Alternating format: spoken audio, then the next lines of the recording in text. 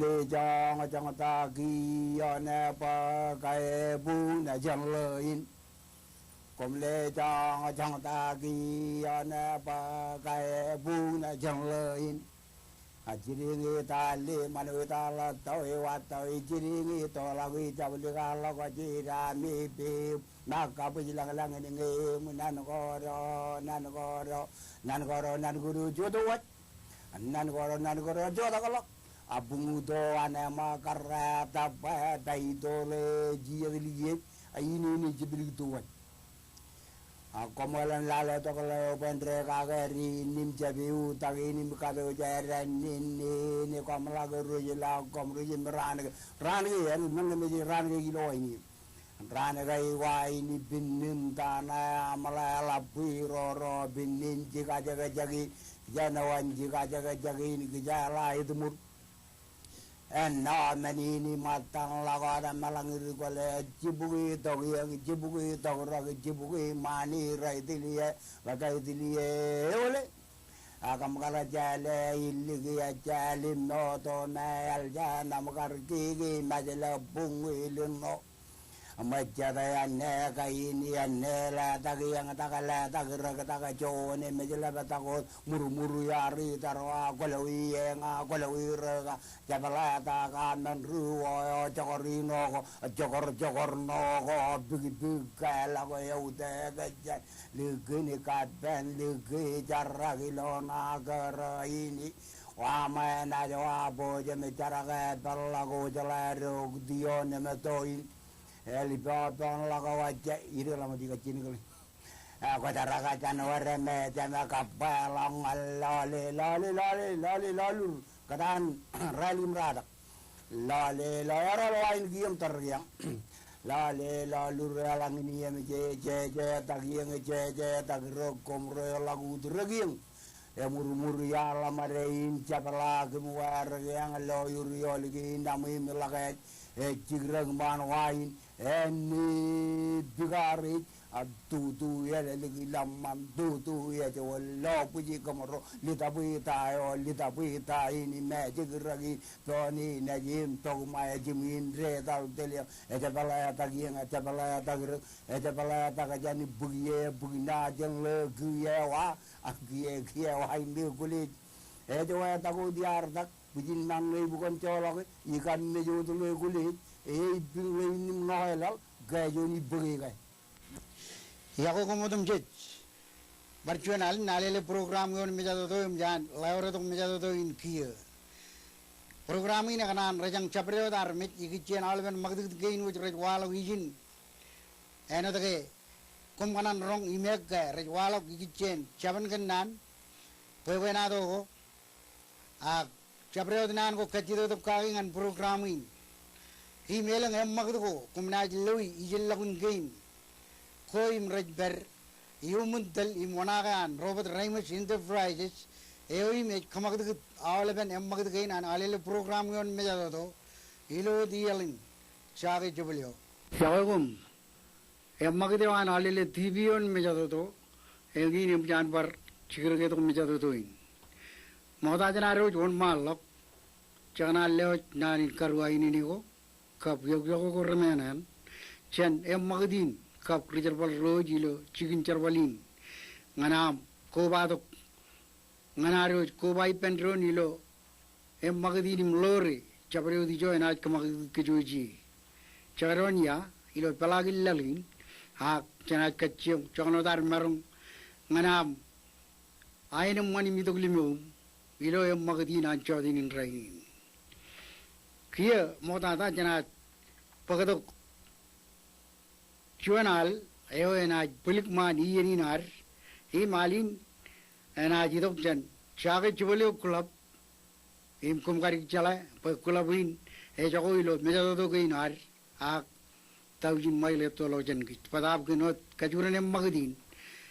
ebo jagin tollo alin air kia chojim rong jakamak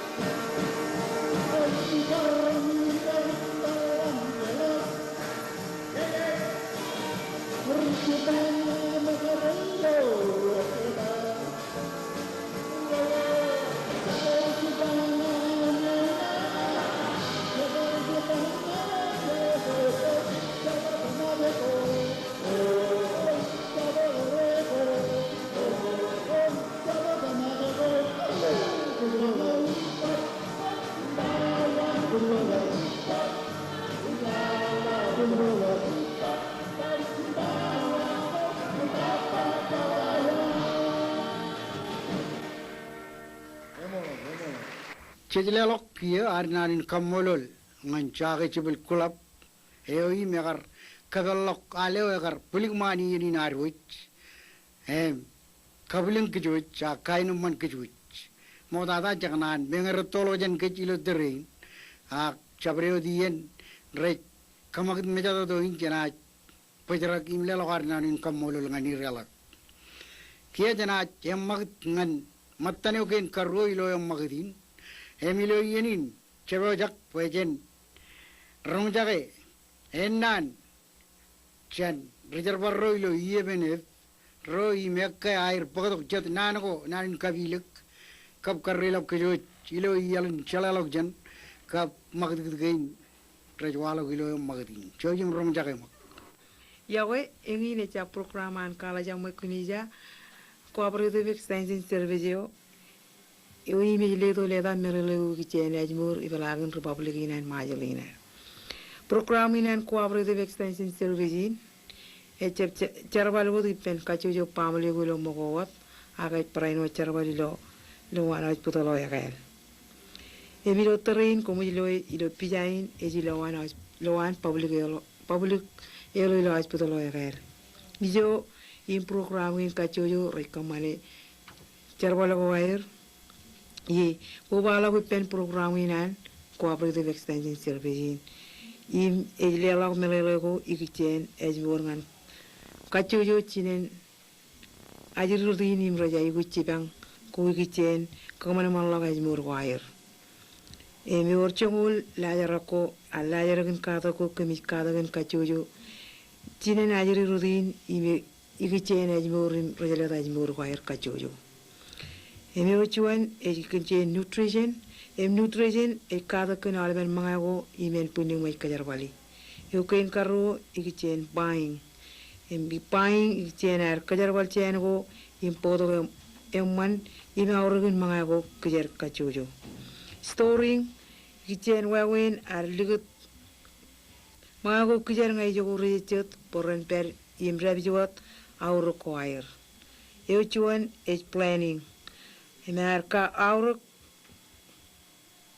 planning karak tahu mi rejected ikichen mangai kujari lo pamli go kacujo. Preparing wawin kebuchuan mangai kubrian. Parenting kulen kairi chuan ajiri rigum protolak ilo anna jazmur. Pregnancy dela melelo ikichen auruk in mangai go kubrian ngan chuan pararu. Children Paraino lela melelo gichen retan go ret mangai retan go ilo mangai go kujer ilo chuan ran medical condition melelo gichen nangin mi go mero wala jan mangai go chikangi eno nangin mi jin pangal ai plat paraino nangin mi jin kro im paraino nangin mi jin chaboyon abuses melelo go gichen ngai purar kajarwal mangai go kujer Anyone ngay jalap ang mga jencongan ko'y kokuraj muram. Ngay jirik jencongan ang mga ko'y paraino kokuraj muram. Ak malawal ngay conganot cuan ak ngay yung kubriyan. Wayangin cicidian wayawin ko may programinan siya sa cooperative extension service Manilo Republikinar ilo majalin. Chetkia lelawar narin kamolol ngan reservoir range and even v romerar pagadok naneo epayan kaidodok limo chap kaidodok limo tak belagin ngan chalalok jan ejmurim men go yelot agar chuan nane payan aurek chet kamololir karwai ni ger ngan par magdewan wigilal alang emman rabojang ngani ragari ruai ini parido. Ilo yenin kia janat magd ngan matane okin kajlu. Ilo yenin janat bagadok chuan ikure.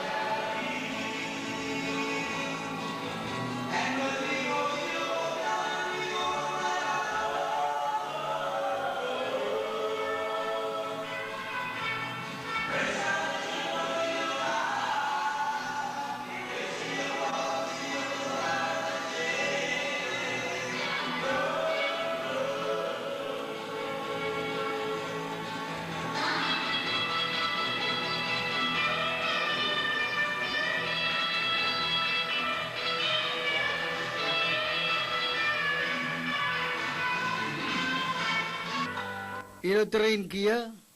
jar tabar ijo ekke an kalau kejuit akarung kejuit kan men ko punil magi iyo muncerkan kendane pidak bein ciburim cumar nganar iber liglok iyeni nar ngan pugi iyer modolok karilo ailengin majelin ilo cekcigin ibalangin majelin menin cebajakin logi hit pijayo jan collection wan chogun ti brum hinnem pijana ko mi remana jam logi hit pijayin chuan ligao kajorur ulioyo em ligao madang ilo terene em jam tabar terene riba iyene mandrir ewe ligawin ko mi remana jam logi edan ligao na edward millen ak edward milne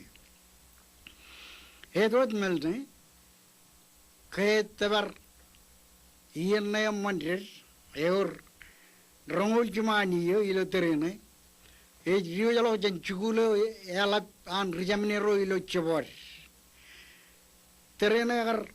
kamane pijane tere karyo jalo jan chugulne chugulo agar relongo ilo chebor chalu chugulin kadalikyo em elap tada em agar magayot manjin chugul agar juda gijagin ilo kabung jabana kadalik terein rijamnero rajlale ailengkin iyana chondogin radjon bugu chongol jilu em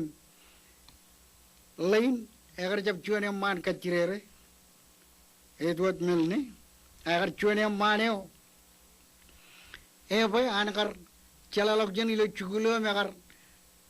bak boyno eude tada ilo chugulin e rio jalok konchuan ancho kilebele kagar lewi man tada im lewi leng tada ilo kilajin chuguloan karyo jalokoan karrot elang kar bugi ligao umchirong erojar iyai ko jilo chuguli nim kattabar rear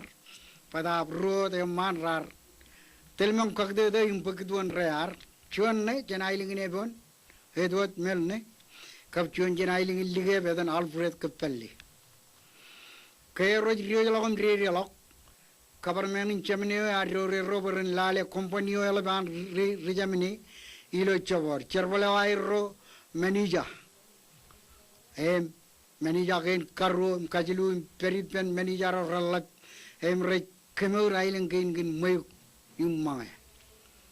ilo kabar menu an chamni agar jab chaba allane ring ha edward melne agar idok em pung pada gen karro an lalin ilo Fachivigin, Karilo Island in Majel Gain, Kar Chicago Modada, Emigan Pagdo Pagada, Rijorik Roach, Rijorik Island Kain, Payan of Chudak Palag in America. Elegant and or Ainum Man, Coverman, Evan Tarina, Agar Ire, Payan interpreter, Modada im Chevan, all of interpreter, Rugo, Kajin English and Kajin Majel. Em Chervalipian Komja Roach. Ragar lale ailen kainar ewa yangane edward melne karchuane man egari lap kunan ngal lalinar e mejamin chemlok aro churchin ko nego nen kap kimiji elang ailen katide koi kichen meuran edward melne ewa chojim kebak armij rein nugun milan rein yon ailengin akia chanat katyomak Rangjaga bercuanal, cian sebetulnya ailingin aur, karilu ye cemlok ye, cojim rong kejbar.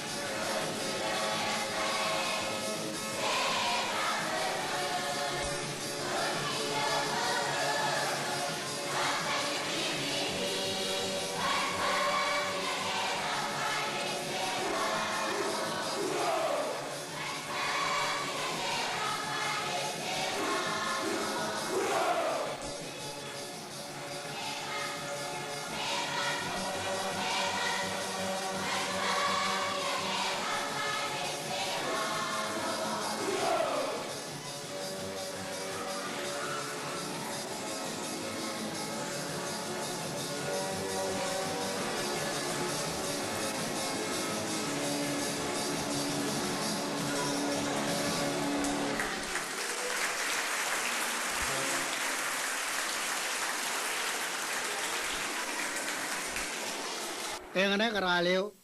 chuj kar poja kin rong jaga jana iling na aurin kia je lelo karnan kamolol chabdain kapridil rein hair hak jana jammak jenir hem idongan mattan hem magdiu kin kalalim ilo hem magdina ruj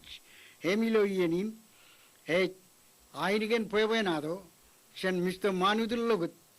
im traini na kaciomak chagalo mejado to ingani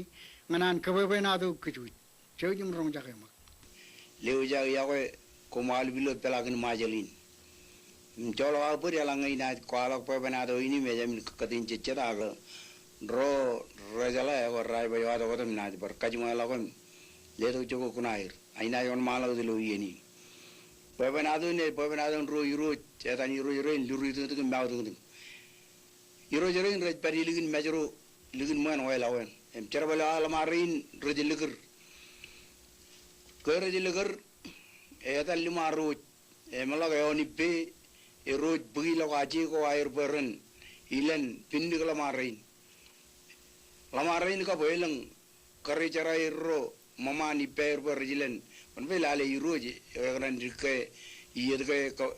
emani per ke taujin bugi ayadal malak lik roje ko kabgo to jon no gilbel pucu loragi ako bali maro jere bari odi oni pe pejagin pinni kala maro ko naji ko ay no one yang ne joj loragi kibera wa takala jagin maro ri pinni ki aji ko pinni kala maro je takali jai berawa takala jai je takali jai ebungyo maka tahta hod luri ding alamari maga mengaji rojna luri ding kang we talu mungkin para ko bakju kuju wagin wari ru chemlaw jini on berberi minin tok bal ngaroj bar baya ko bar juj bar dal kamul mol ke irojna ena maga chen ke juj ena jalikar ay roj parwal ni gala etale kal makabbu to jonno no yugli puche loragi etale tel mala bar jicce jonno ba ko yangane no yone roj lora e bello aji ki berawa takala jay je takeli jay berawa takala jay je takeli jay ebungyo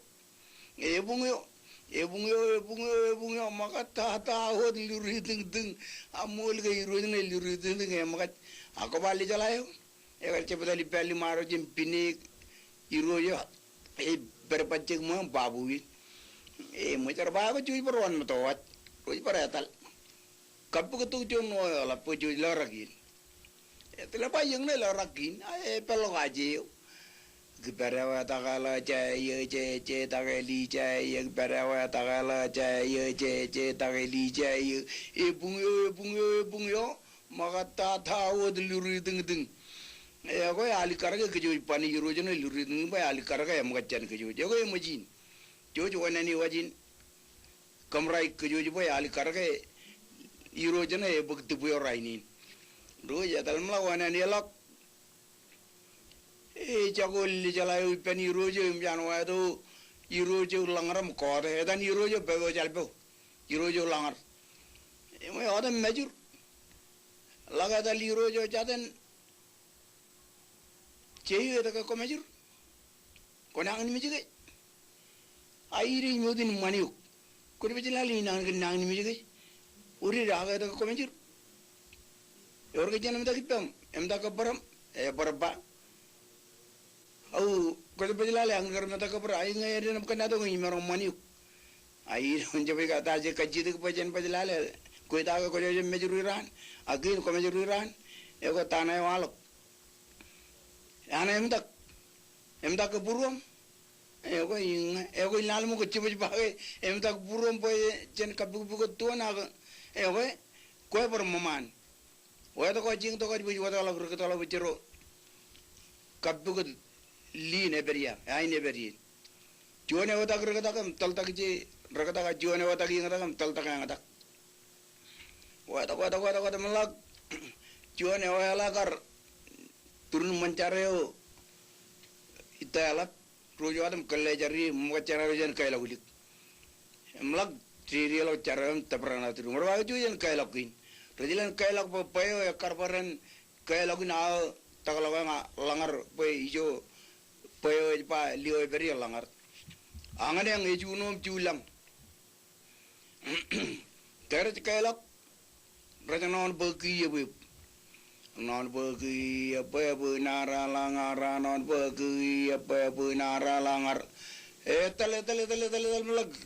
kata na iling ini arno imiran cibugi rubugi abar. Aruja ya takalak. Inna tagajanane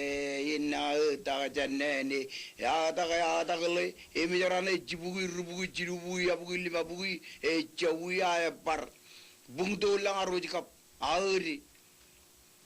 Inna tagajan majero ya tagala inna jane majero inna tagajan majero ya tagale imijarane rubugi cirubugi abugi aye rumen ka bawa to motakalak egar jammi ke angane ang ejulang ejuno nobompa kedukana rolablo nobompa tijamba etale radula ligin enen gilian nga kamna ba jadala ngal ligin gilian ka kamna je lojuan meja ijen ligin moena tan moen lamatto itangan perjane ya ilangne aga ilo na do ijala ge jol maro ridalo ge ligin lamatto ligin gilian bernen tur yago icho ragrado wajina irro ado albe chargo irgar ai peirim bangal ko na iji meto ergri patagar ja bangal ke julang juno erro kayar metaliar kayar jadaliar kin re non bogi binara langar baijo payo beri payaman langar non bogi apa binara langar non bogi apa binara langar ado ene jaya gigi bung kamero adin majur boy bung kamero kami momola kamero majur tagi ni riar kamero char kairu kamero arroz kami tu ini jam tilim pawanam ragujim ramujim gainar tala chona ngacala maro ke mujaro ka giaran reba giaro kai echelo ran gain giaro kai ada robar jatangak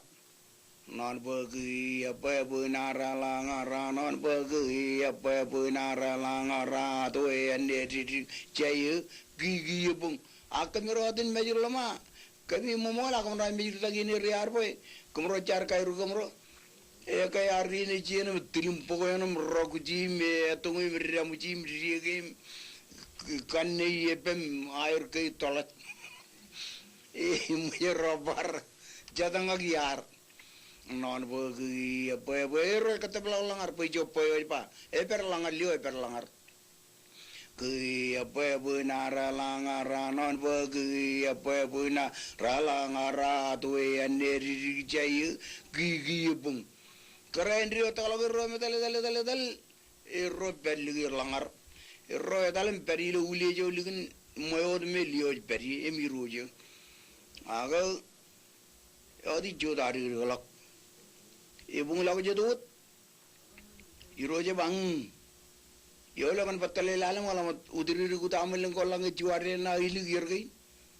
yeli cheo ya karcha pali ka taraga juta mugalla laga cari ata lamaro e bang ayo kemiro akemiro tamat e ko cha pekingin akaryo na mero wato ka julang juno lab kudum adire ole e u kemro ra ta ai mege yo kemiro an mangake kemro chang yo kemiro katar bijen ka betu kemiro na alam lagar iro jaba dele enanin juarelian aroil jekien nan kon ko jayan le boy in ajrin la ruli jil gubern katut na ini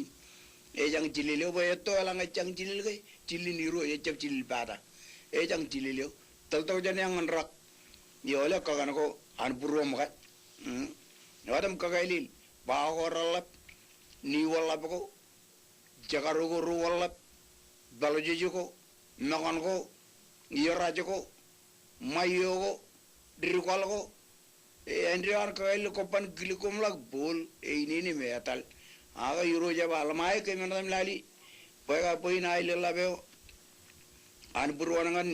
ulejen lik bojeven mga bajik wan liglam irijil mga bajik lika ko ba iroj mga bajik durmo yar dalam lak wadi baj kala al iru jero roba tale ko jobo jadu men e ko e chappe ngaka gamro ka lila ben jinamro e ko komro ka kali ro janna turun kijegen ba kine jota gamro ya jari karo e nga e ko yamman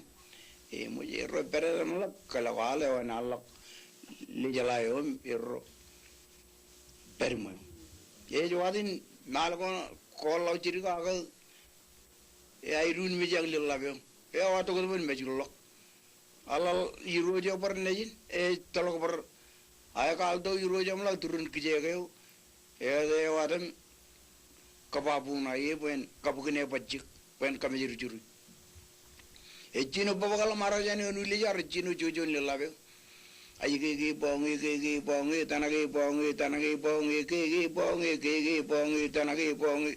tanage bongi tanaga eluri teng mau teng wadokom bu ga bebe jal me ma perano jijiri rigot elu rojo ne jina ba ajina kuncap ke ruru lagarin ka ko pa dair ke rajel me dair wedak ke kolur ai ngobar ke ruina raja kanwam ide pa da kolule ne juga ila wal majullo gilu de rai lam tar jo na arta jan udi jenlik awana jan udi jenlik rori dai e ko ba ke ila pa majullo gilu de e par majullo lilla ba par majullo girojo e ora bar yimu lilla be ai ke bongi tanagi bongi tanaga eluri teng mau teng wa to kom bu ba jal ma borano jijiri grikot ayole ko me ga gala bin ko ruru ko ngol kan ko ruru kin ko ina raja kanwa alamaro raja gori ta ka turnu akola kala maro e ba ka turnu e je ko badli kun ko ta ka ni gen lam ji pe e kra kan maro ko ro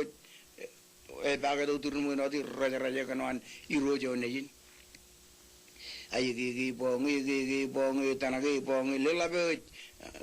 nan ko an kin ge mejulam rejujuni gi bongi tanagi bongi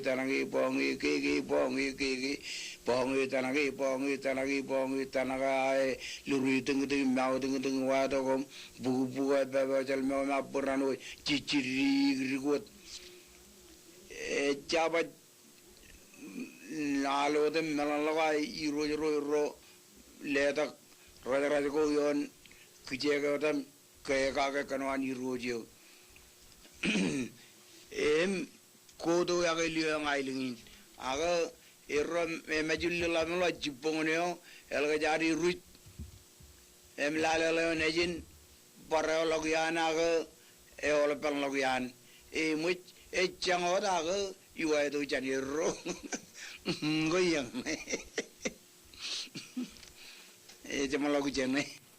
chet kamolol Mr. Manudul Logut ribebenado waru chon ilo lalinar ken pebenado em manmunio em ilo yeni chana igr mejado do inchani em pagadok matane ko in kajiljino a em magdio pungdene ko in kajiljino ilo em magdi naro jilo chodini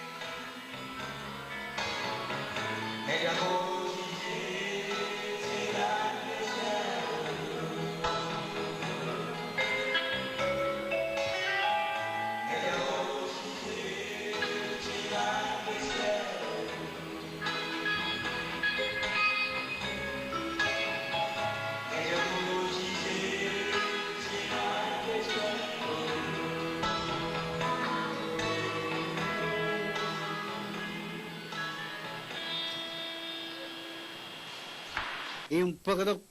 shargan kanane pidak bein chibrim chimmar igichen chavan kanano garidok kachidok kage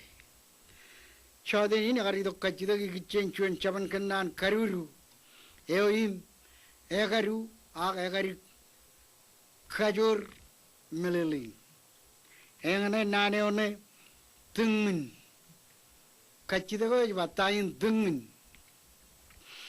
ngan ugo ko emelele tata ngan ajri ro recangin chalagin kajin majel kapcaban kennan ko har melele nani tengin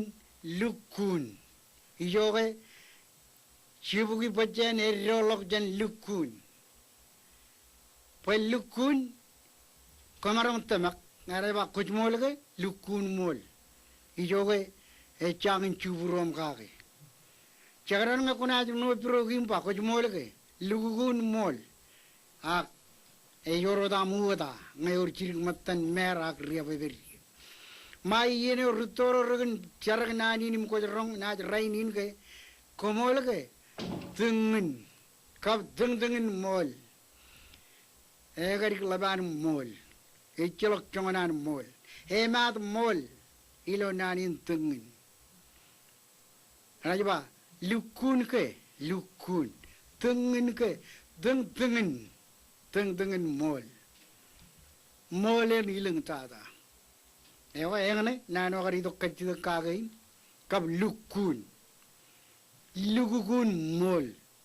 aga tengin mol penanin tengin nano kajur tada ilo lukun agari majano eleng mere merong periloan egari nanin ajil kamolo rile to kachida gri pagin ka ajili rein ranaj melele kia kentayin tengin yalang ngayor mole yalat lojan lukun ewa kajarpal nani tengin ewa yang ne cawan kenane karpe jangan ini makari to kachida kitchen eor an em magdin melele imchala pa al prora rong jage ewe akalanga kuj begot cibara to kaliliyo ewa kia jana kachom rong jage chuanal chen chabdaawan ajir najir ilo rong i malin chebo jagin rong jage enaj aleo kejamalok magdin aro jion mejado doi chojum rong jage mak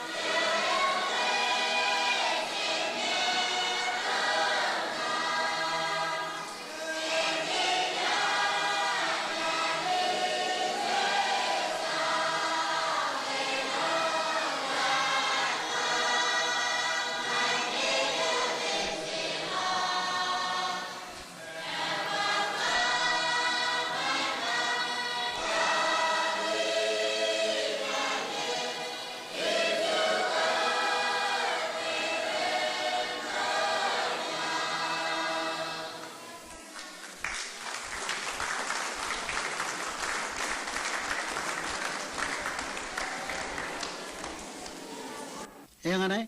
aleo agar pagdok chamlogin magdin aruj. Chejleo nanin kamolol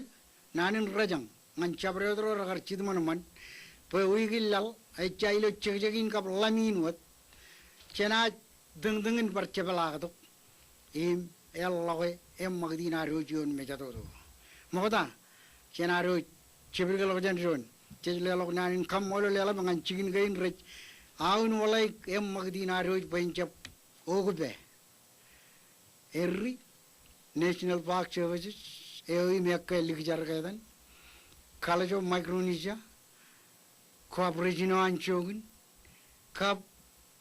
RRE, Ijo Uni, Poen Magat Chenian Ganian, Ilo An Kadabaro Kadabu Mengo Punir, Maurin Manana, Maurin Charaman, Maurin Udajum Pungbung, Ilo Yelling. Chaga Jubilio.